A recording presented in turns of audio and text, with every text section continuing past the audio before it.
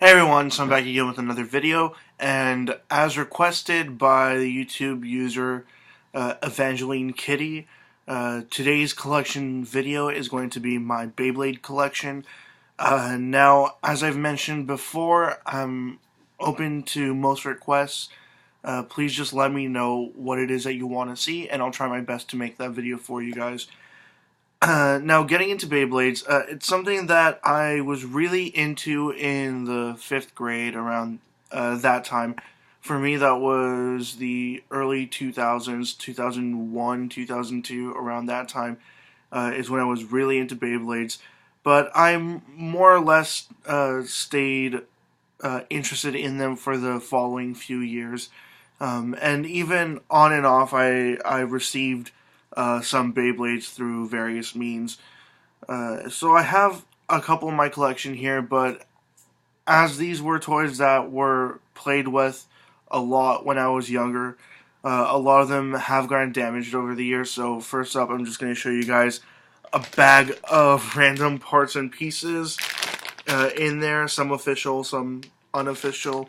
As with any popular franchise, of course, there are counterfeits made, and the counterfeits were a lot more plentiful and a lot cheaper than the real deal. So let me just show you guys some of the counterfeits that I have here that have fared better over the years. So I don't know the names of any of these, and I don't know if they are legit ripoffs, like ripoffs of actual Beyblades, or if they are just random cartoons pictured on here. Basically, that's the first one there. It has like this blue lizard guy on it with like a white tail. The next one here is this red one called Salamander.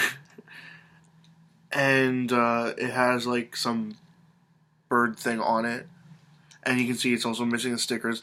A lot of these cheap ones, the stickers were held on with almost no adhesive, so they just came right off. But some of them were better than the rest. This one is a kind of weird one. It actually has ball bearings in it, if you can see them there. And I think this one is actually modeled after one on the TV show, but I also drew on it using black permanent marker, and the sticker in the center there is really, really faded. I played with this one here a lot, and I really like that one. Next up is this one here. I can't really tell what the name of it is, just because it is so damaged. And this one actually has one of these other rings on it, the sort of metal discs that went in the center of them. A lot of stores, locally at least, had these random, like, counterfeit ones that fit with regular Beyblades, but they had other sort of deals to them. Typically, they were either hexagonal or octagonal, but there were ones that I will show you more soon, but there were ones that had different sort of deals to them, like other prongs and stuff coming out of them. But yeah, this is some weird turtle guy, if you can see him there. Some of these had these sort of clear plastic covers over the I forget what these things are called, the sort of token part in the center there. I forget if they were tags or chips or something. I honestly forget what they're called. But I very much so liked this Beyblade here when I was growing up.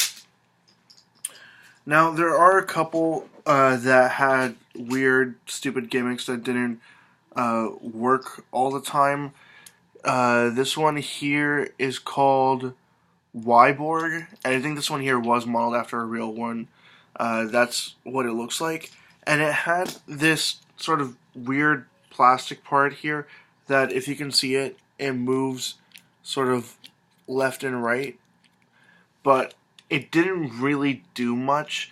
It says on it balancer, so I'm assuming that it was supposed to help with the balance of the spinning top, but I could never really notice a difference with this one here.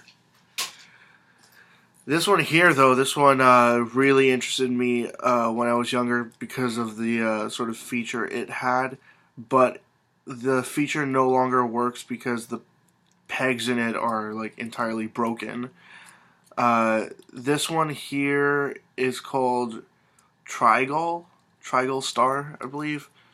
This is it, and from the top, it looks like a pretty standard Beyblade, but looking at it from the side, it has this base that sticks out a lot further, and would actually the way it worked is you push it in and lock it into place, and then while it's spinning, if it hit anything using these parts right here, it would sort of move a little bit out of place, and then the spring would pretty much make the entire Beyblade jump. But this one here hasn't worked in years, so that's pretty much what you get with those fake ones. They don't quite work. This last fake one here is called Driger, I think. It was supposed to be some kind of a tiger kind of thing, and you can see also I colored it with black permanent marker. I did this to a couple of mine as a kid just because I thought it would make them look nicer. This one here, I'm still trying to this day to figure out what the hell its special feature is supposed to be, really. But it had these like metal bits at the bottom here. You see how there's this extra part here that goes further than they usually do. And it has these metal pegs. You can kind of see that one there. And I think once it started spinning and it opened up, it was supposed to hit the other ones in a way that it would make them topple over. But again, these fake ones almost never worked when it came to special features like that. Now, moving on to the legit ones that I have that to this day still work. A couple of these actually have a similar feature that they share because they were all pretty much from the same line. These ones do have their names on them, so at least I have that. I'm going to start, I suppose, with the oldest one that I have here that is still in somewhat working condition. This one here is called Flash Leopard, and I put, like I said before, one of these aftermarket rings on them. And this one here, I swear if you can see it, it has these like peg parts that stick out, and it's really wide. And basically, this one here would damage all the baseboards. If you can see in the back down here, so the sort of white part. My mom hated whenever I played with this one indoors because it would always like ding up the baseboards there, and she would get very mad about me playing with this one here. But this one was actually one of my favorite ones. I suppose because of how wide it was and how heavy it was, it would spin the longest, and I absolutely loved playing with that one there.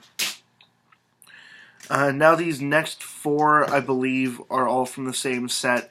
They all had very similar features, except for this first one here.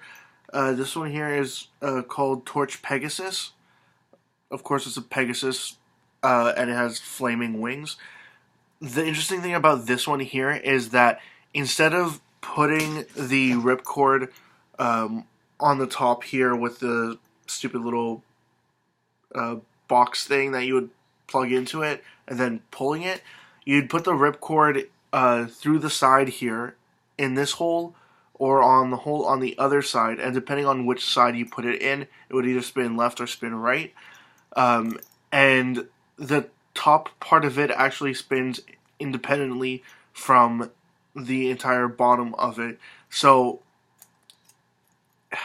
you couldn't always get it to work the right way, but at the end of the day, I had a lot of fun playing with this one, watching it spin and then watching the top slowly start to spin.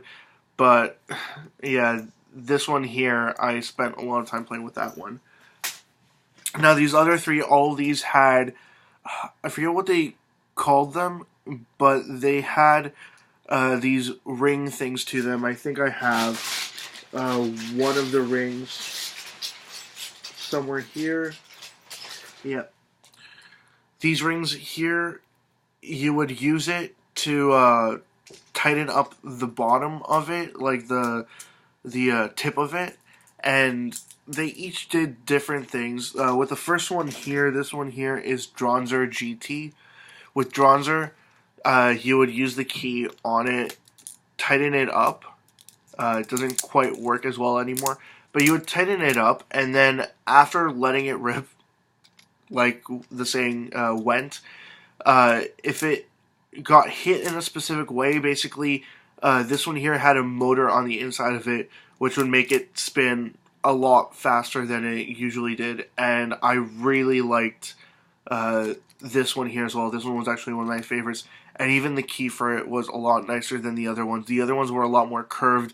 This one here obviously has markings that make it look kind of bird-like, like the beak there, and I'm assuming that this is supposed to be like a wing, but yeah, all the other ones were pretty rounded. Now the other two in this line, this one I suppose was the most basic one. It also had a motorized feature like the Dronzer one that I just showed you. This one here is called Metal Drigger, I think is what its name is. Metal Drigger. That one there I didn't like playing with as much, but it was still nice enough to look at. And then the second last one that I want to show you guys is this one here called Borg.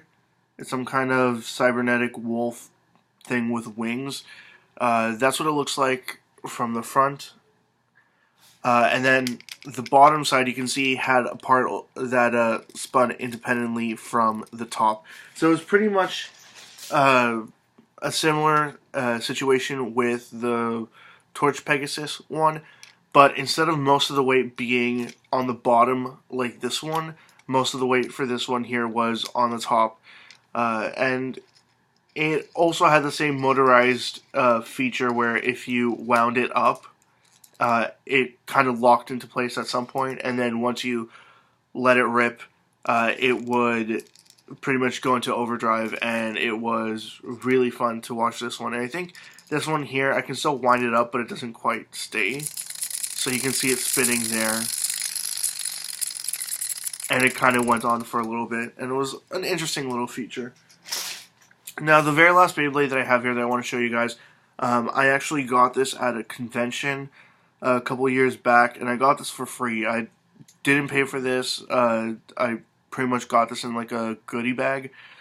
I have no idea what its name is on it. All it says is HMS, Defense, and Advanced Guardian. Don't really care to know. I think at this point they might have changed it up, and they no longer had special like spirits or whatever within each of them, and they were more so just devices, but I could be wrong about that. Please just let me know in the comment section below if you'd like. But this one here is actually an all-metal design. Actually, I shouldn't say all-metal design. It's mostly metal with a little bit of plastic, especially the base here. The base, I should say. The tip actually is just plastic on this one. And this one here required a special shooter, I suppose is what it was called. This one here says Neo Shooter on it. And depending on how you did it, you could either spin it left or right. But you also needed this to actually dismantle these newer Beyblades. You would just take the end of it there, lock it onto the top there, spin it, and it would basically come apart completely. And at this point, I had already been over Beyblades for many, many years. I just received this as, like I said, as a freebie in a goodie bag, so I couldn't really complain about it. But over the last few years, I have seen lots of Beyblades show up in various thrift stores. A lot of older ones, but for the most part, they are counterfeit ones, fake Chinese ones that I really wouldn't spend my money on these days anymore. But it's nice to see them and be reminded of something that you once did like as a kid. At this point, I pretty much have these just because I don't want to throw them out. I don't want to get rid of them, and I don't think they're worth anything for me to sell them off. So they pretty much just stay in a bag inside of a box in my storage room, and they just sit there. But yeah, if there are any other collections that you want to see in the future, please just let me know in the comment section below, and I'll try my best to put out a video for whatever item or whatever collection that is. So yeah, as always, leave comments in the comment section below. Anything you'd like to say, comments, questions, suggestions, ideas, anything at all, and I will get back to you as soon as I possibly can. Check out my Facebook, Twitter, and website. They're all linked in the description below, and also linked in the description below is a link to my 500 subscribers contest. Please check that out if you'd like, and if you haven't already. And that's it. See ya.